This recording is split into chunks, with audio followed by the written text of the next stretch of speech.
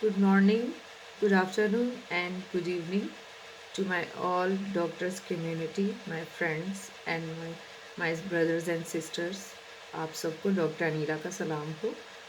आज फिर मैं आपके साथ मौजूद हूँ और आज मैं आपको ये बताना चाहती हूँ टिप्स टू पास एग्ज़ाम और FCPS and MCPS clinical exam या जो भी आपका जो है मेडिकल से रिलेटेड क्लिनिकल एग्ज़ाम है।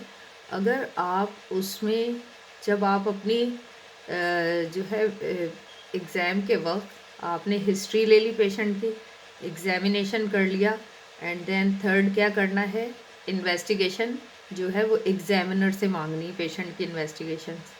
ठीक है, ये ख़ास तौर पे मैं गायनी ऑप्स वालों के लिए बता रही हूँ कि CPSP में इस तरह एग्ज़ामिनेशन का सिस्टम है। आपने जो है पेशेंट की हिस्ट्री ली, आपने पेशेंट का एग्ज़ामिनेशन कर लिया फुल और आपने अपना टाइम वेस्ट किए बगैर आपके पास जो 5 से 6 मिनट बाकी रह जाए, आप जल्दी से जो है उसमें इन्वेस्टिगेशन मांगेंगे या मांगेंगी आप इन्वेस्टिगेशन किससे, एग्जामिनर से।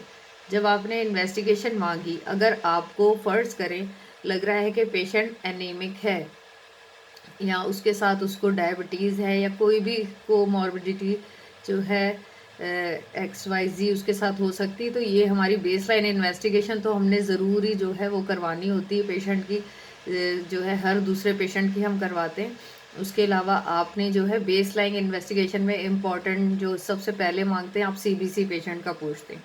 ठीक है, तो आज मैं आपको CBC के बारे में बताऊंगी कि आपने कैसे जो है एग्जामिनर से पूछना है। जब आप एग्जामिनर से इस तरीके से पूछेंगे तो उनके ऊपर आपका इम्प्रेशन बहुत अच्छा पड़ेगा कि आपको बहुत अच्छे तरीके से आपने पढ़ा हुआ है और आपको सारे रेफरेंस रेंजेस पता हैं और आपको यूनिट्स पता हैं कि किस तरह इस्तेमाल करते हैं, किस तरह बोलते हैं।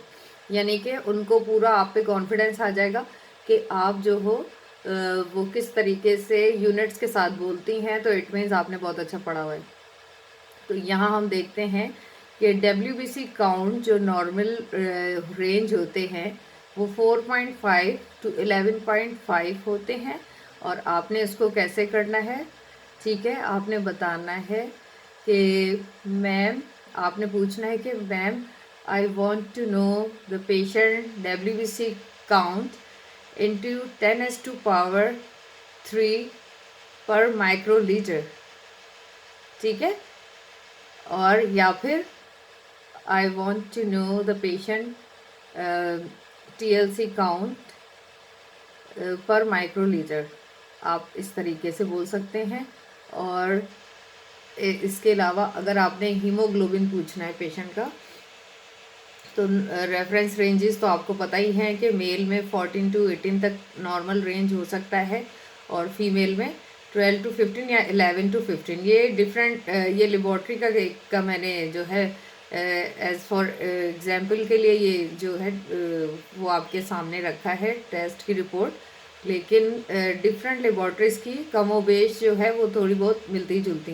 तो जो फीमेल की मोस्टली देखी जाती है तो वो 11 to 15 होती है, यहाँ पर 12 to 15 की रेंज दी हुई है। तो ये जो है वेरी करता है लेबॉर्ट्री टू लेबॉर्ट्री, थोड़ा सा जो है 0.1 या इस तरीके से, अदरवाइज सेम होती हैं रेंजेस। आपने हीमोग्लोबिन पूछना है कि ma'am I want to know patient haemoglobin gram per decilitre और ग्राम लीटर। ब्रैकेट में देखिए दोनों तरीके से लिखे हुए हैं यूनिट्स, या आप ग्राम पर डेसीलीटर भी बोल सकते हैं या ग्राम पर लीटर भी बोल सकती हैं। ठीक है, उसके अलावा आ गया हेमेटोक्रेट। हेमेटोक्रेट क्या होती है कि परसेंटेज होती है और ये जो पैक सेल वॉल्यूम हमारा होता है ना, उसको वो और हेमेटोक्रेट सेम है। तो हमने उसको परसेंटेज में पूछना है कि I want to know about her haematocrit percentage, तो वो फिर बता देंगी। तो नॉर्मल जो मेल में वो 40 to 54 है और फीमेल की हम ज़्यादा बात कर रहे हैं तो 35 to 49 है अगर, तो ये नॉर्मल है।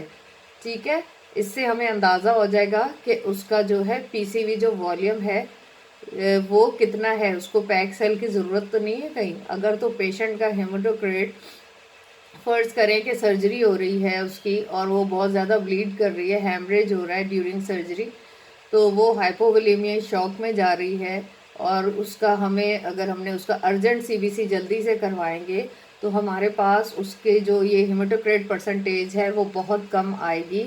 यानी नॉर्मल रेंज 35 से 49 है, तो हमारे पास उसकी बहुत ज़्यादा कम आएगी। यानी 20 तक भी जा सकती है, 20 से नीचे भी जा सकती है। तो हमें फ़ौरन अंदाज़ा हो जाएगा कि पेशेंट हाइपोवोलेमिक शॉक में जा रही है और जल्दी से पैक सेल्स जो हैं उसके लिए अरेंज करवाने। ठीक है, तो इससे पेशेंट की जान बच जाएगी। इसी तरीके से हमने जो है इसको देखते हैं हम कि हीमोग्लोबिन क्या कैसे बोलना है कि gram per decilitre. I want to know haematocrit of the patient, percentage of हेमाटोक्रेट।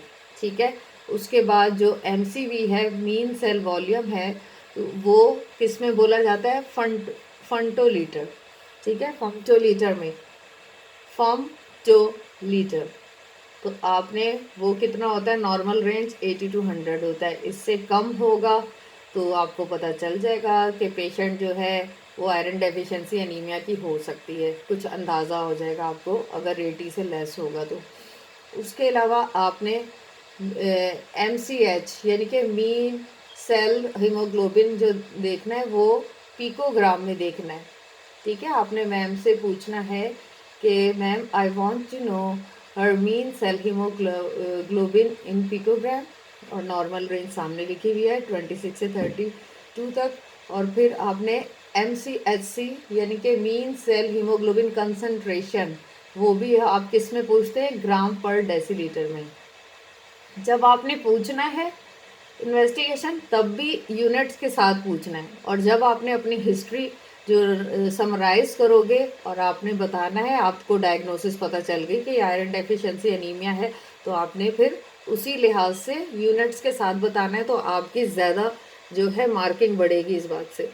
और फिर आपने जो है क्या कहते हैं, प्लेटलेट काउंट जो है अगर 150 to 400 नॉर्मल रेंज है, तो आपने इस तरह फ़र्ज़ करें पेशेंट की 150 है, तो आपने इसी तरह बतानी कि हर platelet count is 150 into 10⁻³ per microlitre.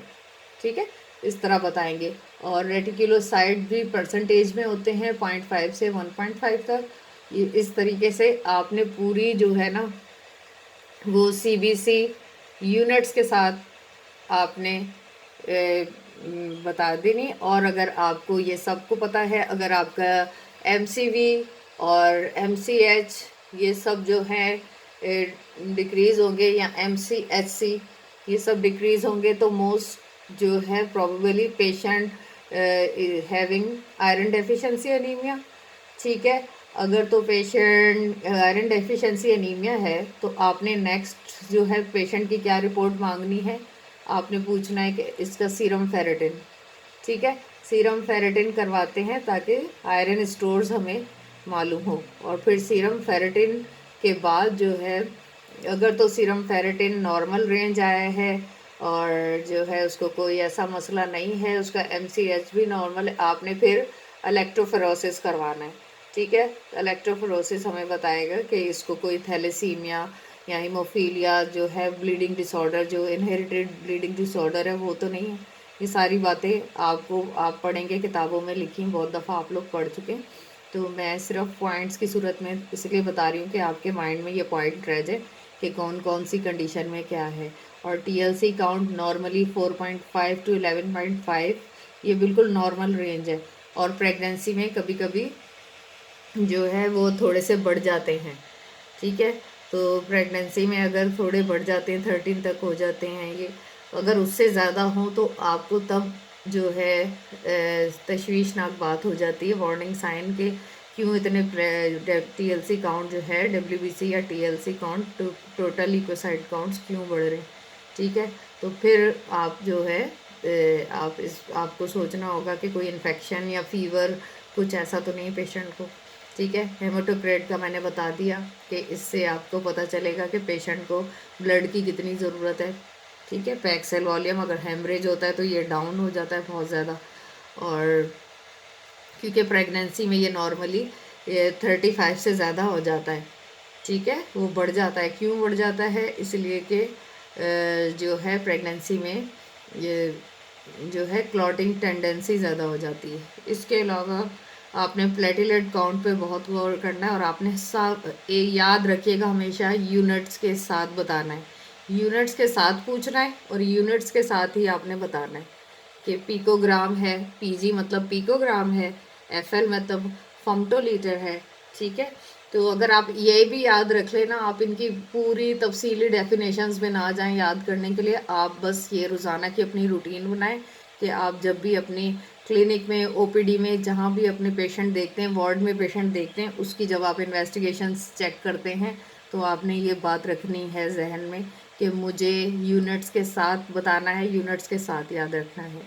Hope कि आप सब जो हैं, आपको इससे फ़ायदा ज़रूर होगा आज की इस वीडियो से। अगर कोई क्वेश्चन हो तो आप कर सकते हैं कमेंट बॉक्स में, और जो है आप जो है सब्सक्राइब करें चैनल को, अनीला अख्तर के नाम से है ये। और जो है खुदा आपको पास करे, आपको कामयाब करे एग्ज़ाम में। और जो है आप जिस तरीके से आपको कोई इन्फॉर्मेशन दे रहा है या देता है, तो दूसरों के लिए हमेशा जो है दिल में अपने साथी कोलीग्स के लिए जो है सिंसियरिटी रखें। खुदावंद आप सबको ये तौफीक दे, आपको बहुत बरकत दे, और आप जो है एग्ज़ाम में पास हों। आमीन। यीशु मसीह के नाम में आमीन। खुदा हाफिज़।